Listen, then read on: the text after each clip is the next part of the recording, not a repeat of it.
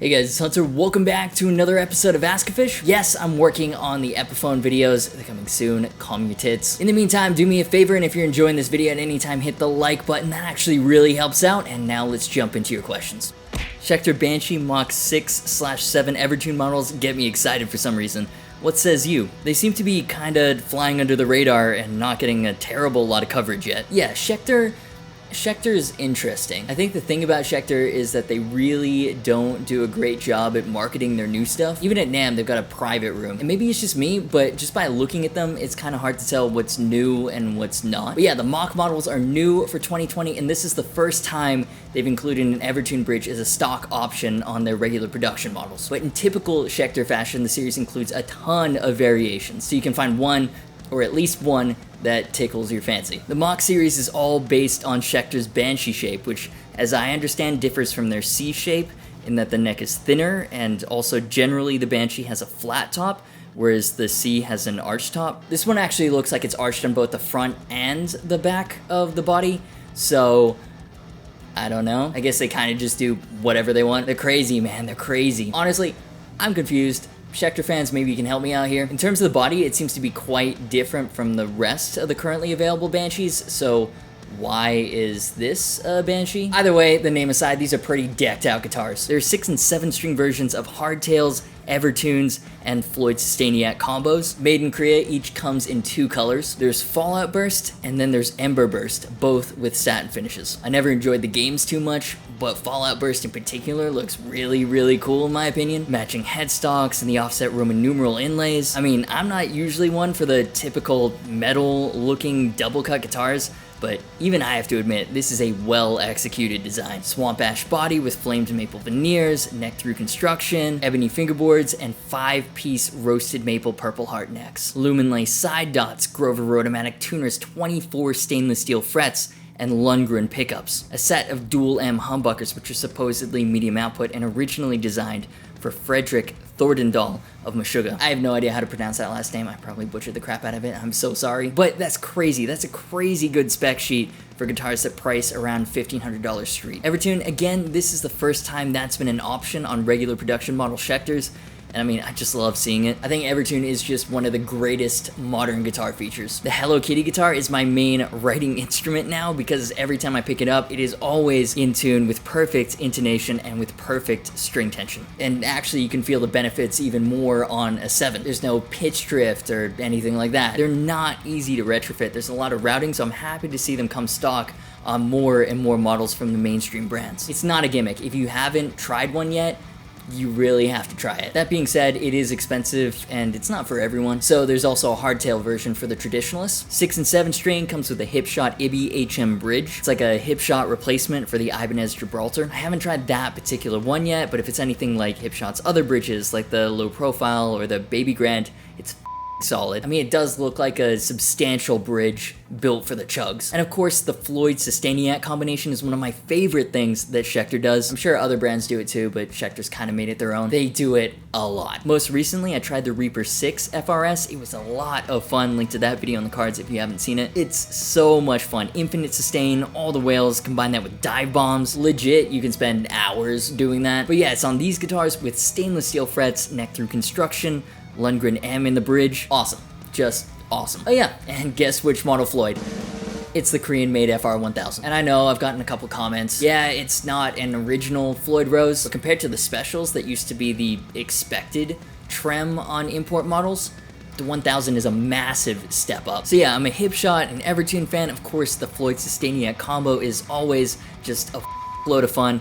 But the main thing that interests me about the series are the Lundgren pickups. I've heard many good things about Lundgren. They're the pickups that the guitarists in Meshuggah use, but I've never had a chance to try them myself since they're a small independent company out of Sweden and don't come stock in many guitars from the big brands. Off the top of my head, I can only really think of the Ibanez Meshuggah signature models. Now, as curious as I am about the pickups though, Alright, here's the thing about Schecter. I've never played one that I've disliked, but I've also honestly never played one that I've particularly loved either. In general, they're solid tools, great specs for a reasonable price. Just take this Mach series, for example. The series is a clear indication as to why Schecter has so many dedicated fans. Well, also that they're one of the few companies that gives a lot of love to the lefty folk. Every Mach variation also comes in left-handed form, but only in Ember Burst. No Fallout Burst. There's always a catch. Anyways, just never played a Schecter I felt had a lot of personality, that it factor, if that makes sense. I'm also not that into the metal style super strats, so take my opinion as you will. However, that Evertune 7 in Fallout Burst with the offset Roman numerals,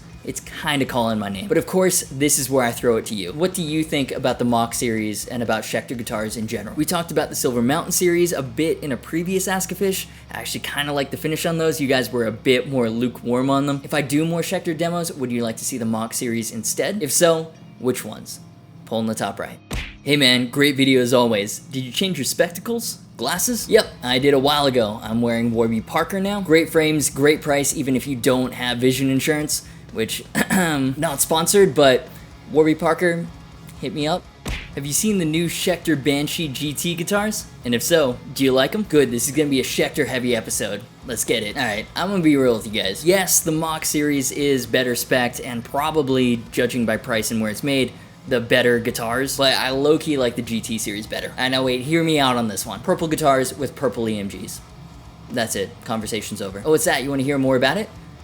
Well, if you insist then. The Banshee GT series is made in Indonesia. All of them go for $9.99 street. Mahogany bodies set through 3-piece maple necks with carbon fiber reinforcement rods, ebony fingerboard with 24 extra jumbo frets. Comes in 4 satin colors: charcoal burst, trans blue, trans red, and legit, one of my favorite looking guitars this year, trans purple. With the black hardware, black binding, offset Roman numeral inlays, which gotta say I really like, and matching EMG colored covers. So cool. It seems like Fishman is kind of taking over the whole active scene, and with the GT series, EMG is getting some much needed love. 8160 combo, I really like that set. I used it at my main guitars for a while, truth be told, because I'm a massive Metallica fan and it's what James Hetfield used before he got his signature headset. The black racing stripes, because, you know, GT, had the potential to look really cheesy, but it actually kind of really works.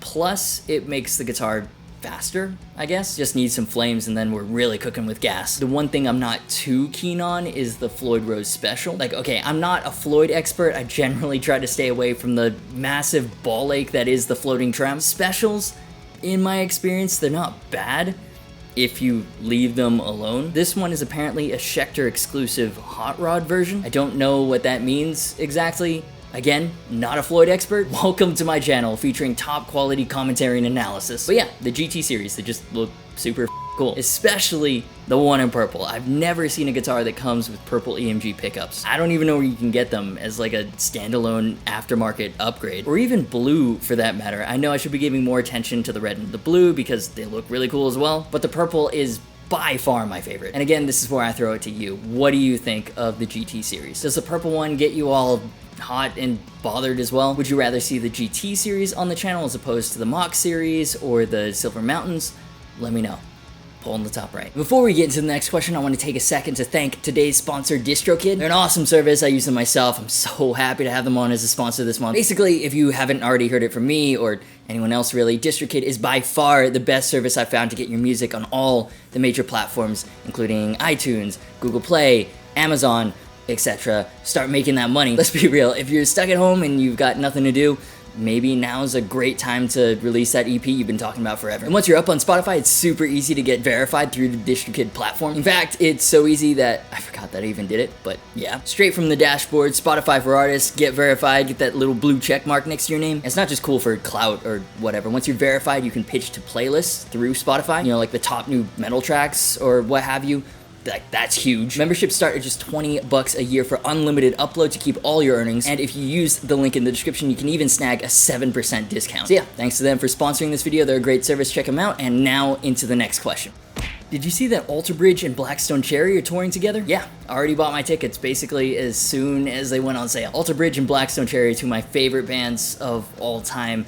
I love their music so much. I'm pretty sure if you watch my gear demos as well, you may have noticed some of their influence on my riff writing, or a lot of their influence. But yeah, as soon as their tour was announced, I was there on Ticketmaster. It's not looking likely. I'm praying that the COVID-19 situation will be much improved by May 1st when they hit up Atlanta. May 3rd, The Who is coming too, the Mongolian one, not the British one. If it's not safe to tour, if it's canceled to stop the spread, I'm gonna be selfish for a second and say, yeah, that sucks. I really wanted to see them. But it sucks even more for them. That's their livelihood being impacted, and they'll probably buy a shirt or something to support the bands. But health and safety definitely 100% comes first. On a related note, there is a good chance, a very good chance, I may have been exposed to it, so I'm quarantining myself. My Latina friend told me I should get this airborne immune booster. Have you guys tried this stuff? It's sour as Realistically, someone in my age group, I'd be fine, but it's not worth potentially spreading it to someone at risk. This shit's serious. I encourage all of you to stay home as much as possible. I know that's not always the case, but it takes all of us to do our part, flatten the curve, and protect the vulnerable. We're in this together.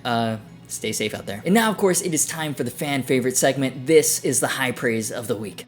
Please keep your glasses on. You look like a generic Matt Hafey knockoff without them. But on a serious note, I love the videos. I'm just messing with you to try to get on high praise of the week. Well, buddy, you've made it. Congratulations. Without the glasses, generic Matt Hafey knockoff. With the glasses, Walmart brand Stevie T. Let this be a life lesson. You cannot win with the internet. That'll do it for this week's episode of Ask a Fish. If you enjoyed the video, do me a favor and hit the like button, subscribe, and hit the notification bell. That way you don't miss any new uploads. Feel free to leave your thoughts on anything discussed or your questions for future episodes in the comments. As always, thanks so much for watching. You've been awesome, and I'll see you for the next video.